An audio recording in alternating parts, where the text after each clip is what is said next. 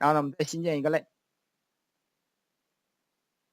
叫 demo 2，然后呢，点一个 finish， 然后把这代码我们粘过来 ，Ctrl V， 好，粘过来了。粘过来之后呢，我们现在先把这块注释掉，一个一个看哈。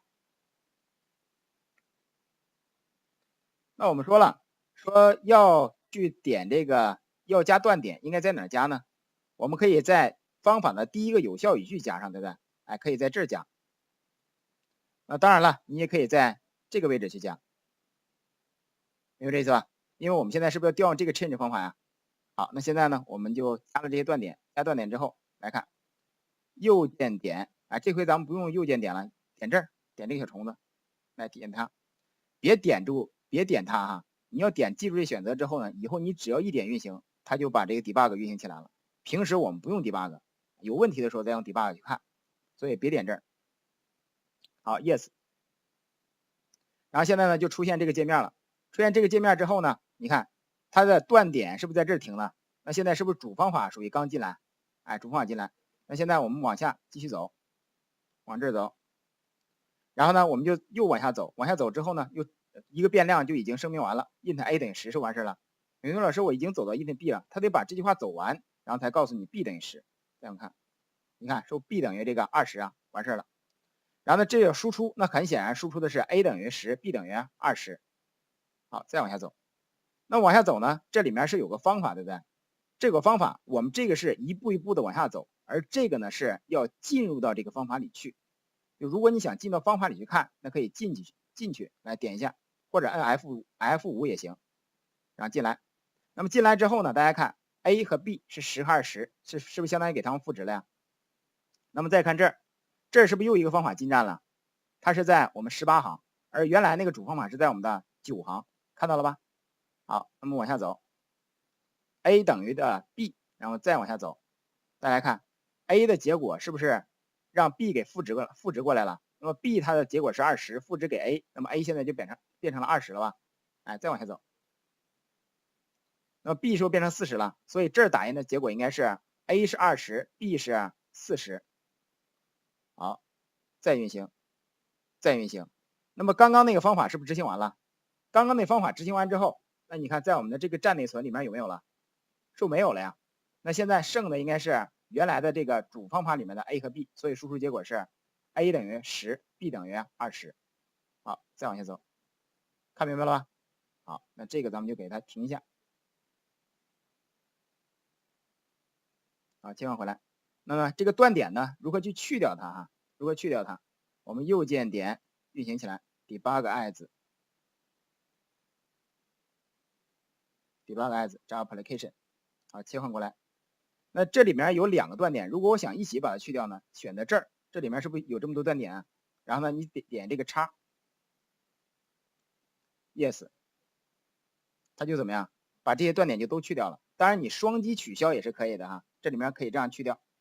好，那现在呢，咱们把刚才断点去掉了，再回到 Java 视图，把它停掉，然后回到 Java 视图。回来之后呢，我们这回呢把这一块注释掉，把这注释掉之后，然后把这打开。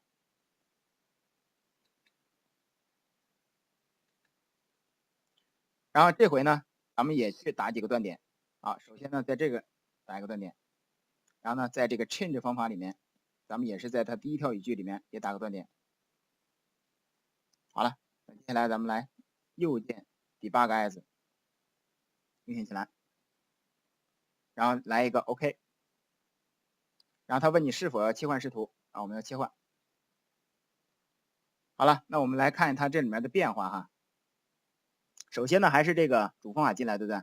然后往下走，我们多了一个什么？多了一个 ARR， 哎，多了一个 ARR， 这是一个数组。然后呢，我把它打开 ，ARR 里面它有它的索引，索引里面有值1、2、3、4、5，这不都有啊？好，咱们稍稍往下拉一点啊，看得清楚一点。然后呢，再往下走，再往下走的话，我们就进到这个方法里面了吧？是不是进到这个 change 方法里面了？啊，进到 change 方法里面，再往下走，大家来看哈，我们 ARR 现在是12345吧，哎，然后呢 x 等于0，x 等于0的话，那就是1摩以2等等0，这个条件是不满足的，不满足会不会进来啊？往下走，说没进来就直接又执行 for 循环了，哎，那现在再往下走 ，x 为1了 ，x 为1对应的是不是2摩以2等等0，这个条件满足吧？那么既然满足的话，就变成了2乘2是不是等于4？好，再往下走，往下走，那么这个位置是不是变成4了？好，再运行，那么 x 又变成2了 ，x 变成2对应的是不是3摩以2的结果是不是等于0啊？